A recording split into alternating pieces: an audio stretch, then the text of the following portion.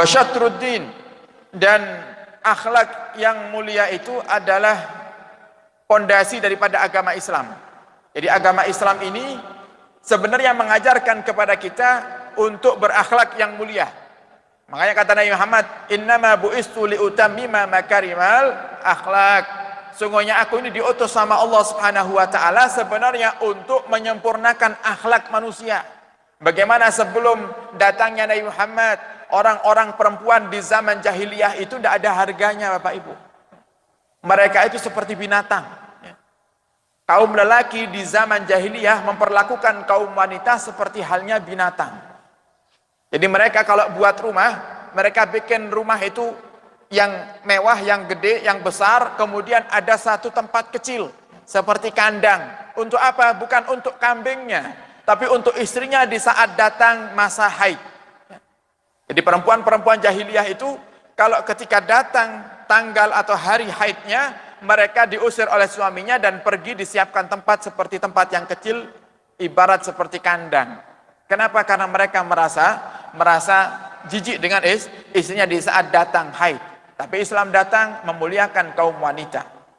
Coba lihat bagaimana Allah memuliakan kaum wanita. Ketika kecil, di saat mereka masih kecil, mereka bisa menjadi jaminan surga untuk orang tuanya. Nabi katakan dalam hadisnya, siapa yang punya putri 3, kata Rasulullah, dididik menjadi putri-putri yang solehah, maka Allah menjamin untuk orang tuanya surga. Sahabat rindu, gembira dengan perkataan Nabi itu, sampai mereka bertanya, ya Rasulullah, aku cuma punya putri 2, bukan 3, bagaimana? Sama. Jika kau didik putrimu, kedua putrimu menjadi putri-putri yang salehah, kau dapat surganya Allah Subhanahu wa taala. Ya Rasulullah, anakku cuma 1 putri. Cuma 1 putri ya Rasulullah, bagaimana? Sama. Kau didik putrimu itu menjadi putri yang salehah, kau dapatkan surga daripada Allah Subhanahu wa taala. Adik perempuan di masa kecilnya bisa menjadi jaminan surga untuk kedua orang tuanya. Bagaimana di saat mereka sudah beranjak dewasa, menjadi seorang istri? Seorang istri bisa menjadi jaminan surga untuk suaminya. Kata Nabi kita Muhammad, bagaimana seorang lelaki itu akan dianggap sama Allah lelaki yang baik jika mereka bisa menyayangi istrinya. Ma akraman nisa illal karim wala ahanahunna illal laim. Tidak memuliakan kaum wanita kecuali laki-laki yang mulia, dan juga tidak menghinakan kaum wanita kecuali laki-laki yang hina. Nabi Muhammad memberikan kepada kita penjelasan, kalau jenengan kepingin tahu jenengan itu termasuk laki-laki yang mulia apa tidak, maka coba lihat diri panjenengan dengan istri panjenengan. Lihat diri kita dengan istri.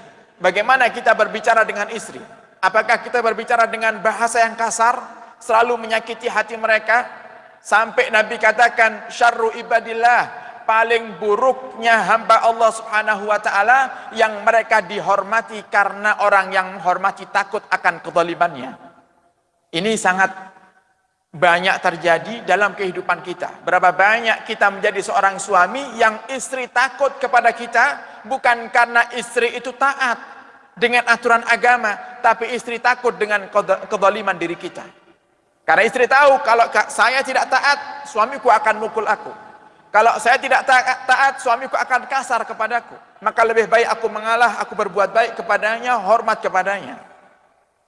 Nabi katakan, inilah seburuk-buruknya hamba Allah Subhanahu wa ta'ala, yang orang lain segan kepadanya karena dia takut akan kezalimannya.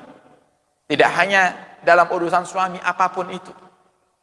Pemimpin, atau mungkin pengurus, ketua yayasan dan lain-lainnya, atau mungkin ketua organisasi, mereka yang memimpin kok ada bawahannya menghormatinya, ternyata karena takut akan kezaliman pemimpinnya ini, takut akan kezaliman ketuanya ini, maka dia termasuk orang yang paling buruk, kata Nabi Muhammad sallallahu alaihi wasallam. Jadi perempuan di saat menjadi seorang istri, mereka menjadi patokan lelaki dikatakan baik atau tidak di mata Allah Subhanahu wa taala. Kemudian di masa tua mereka, kaum wanita menjadi seorang ibu. Bagaimana kata Nabi kita Muhammad sallallahu alaihi wasallam? Al jannatu tahta aqdamil ummahat, dikatakan dalam perkataan al-jannah, surga ada di telapak kaki ibu. Ketika ditanya oleh sahabat, ya Rasulullah, siapakah orang yang harus aku berikan kebaikan dariku ya Rasulullah? Kata Rasulullah, ibumu. Terus siapa ya Rasulullah? Ibumu. Terus siapa ya Rasulullah? Ibumu. Terus siapa ya Rasulullah? Ayahmu. Ibu disebut 3 kali oleh Rasulullah sallallahu alaihi wasallam. Ini adalah bukti yang nyata bahwasanya Islam datang membawa kemuliaan bagi kaum wanita. Maka kita menghimbau kepada kaum wanita, di saat Islam selalu menjaga kaum wanita, menjaga kehormatan kaum wanita, maka jangan sampai justru wanitanya sendiri yang ingin tidak dihormati. Islam dibawa oleh Nabi kita Muhammad dengan tujuan selalu menghormati semuanya, berakhlak yang mulia kepada sesama manusia, tapi justru kita yang merusaknya sendiri. Jadi ini adalah bukti bahwasannya pondasi agama kita adalah akhlak yang mulia. Dan begitulah para salaf kita berdakwah. Dahulu Bapak Ibu, ada salah satu habaib dzurriyyah Nabi Muhammad sallallahu alaihi wasallam yang beliau itu cara dakwahnya bukan dengan berceramah, tapi dengan menebar kebaikan, dengan menebar akhlak yang terpuji. Dan tempat yang selalu beliau cari adalah tempat-tempat yang dimana di situ sedikit sekali umat Islamnya, atau bahkan mayoritas non-muslim. Cara dakwahnya adalah,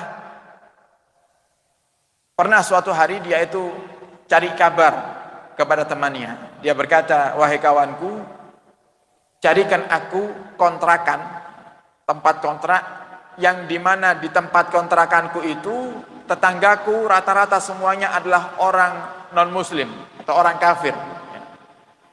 Kalau kau temukan tempat tersebut, maka carilah kontrakan di situ, aku akan pindah ke sana.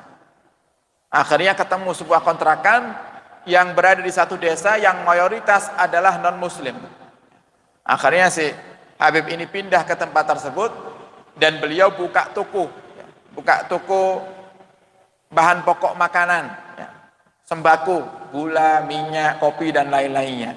Cuman anehnya dan uniknya, si Habib ini kalau jualan, kalau ada orang non-muslim datang ke tokonya, beli gula, beliau kasih beli kopi, beliau kasih gula gratis.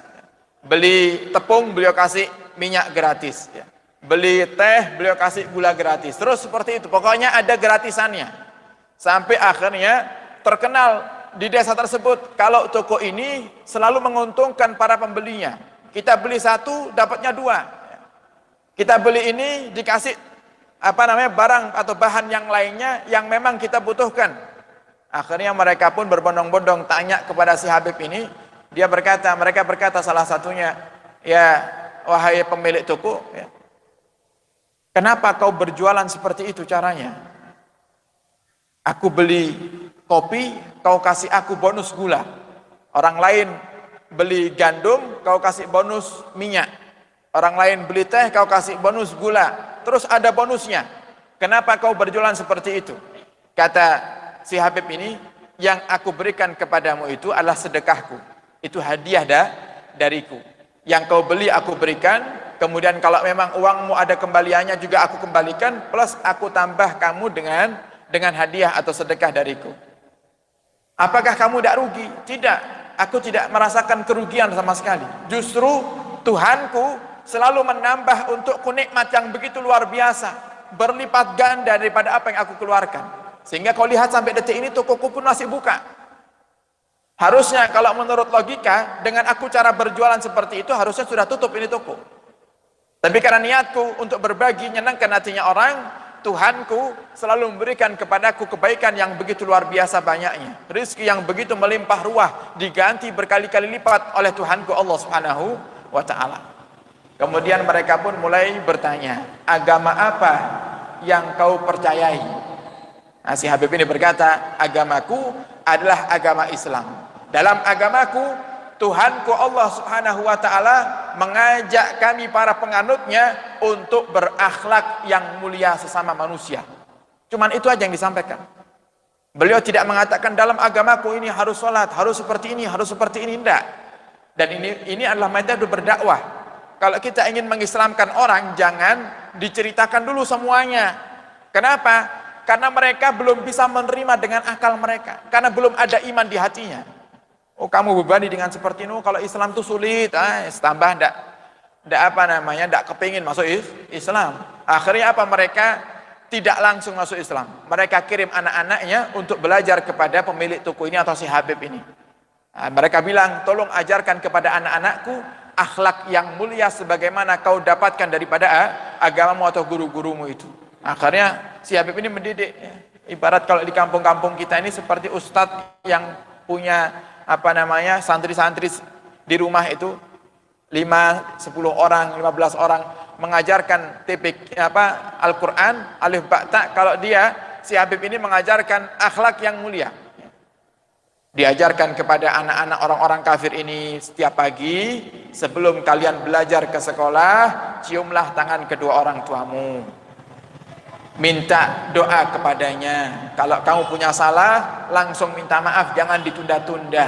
Bahkan kita sebagai seorang anak, sadar atau tidak kita punya kesalahan, selalu minta maaf kepada orang tua.